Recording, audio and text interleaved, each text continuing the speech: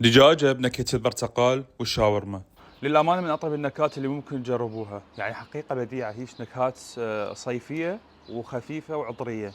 تعال نشوف طريقة العمل. دجاجة كيلو ونص نقعتوها بالخل تقريبا نص ساعة هيك.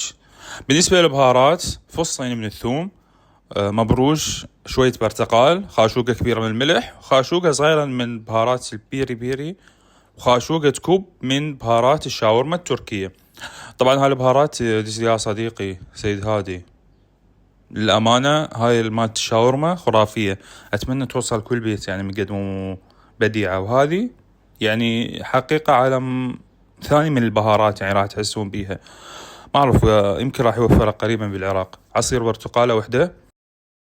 راح أخلط البهارات مع البرتقال، أمزجهم بشكل زين، أذوب الملح كذلك، وأخلي عليهم تقريبا رشة من زيت الزيتون أو زيت عادي ماكو مشكلة.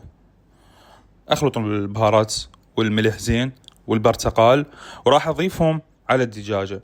مهم جدا تتبل يعني أقل شيء 10 ساعات حتى تتشرب كل النكهات. وبالنسبة للشوي راح نخليها على نار لازم تكون متوسطة، والدجاجة شوية عالية، ونقلب مستمر حتى شنو لا تاخذ لون زيادة. طبعا راح يصير عندنا وجه شوية بهيك كراميل، مو حرق، كرملة. هاي بسبب تفاعل ميلارد، راح اشرح لكم عنه ان شاء الله قريبا فيديو منفصل. بس حقيقة شلون يعطيكم لذاعة بالشوي خرافية. ممكن نتفاداه بس انا احب هيك يطلع عندي صراحة. اذا تريدون تتفادوه مجرد قلوا اكثر من اللزوم. تمام، متفقين؟ نص ساعة بس وكانت هذه الدجاجة ما شاء الله خلقة واخلاق، وطعم خرافي، لازم تجربوه.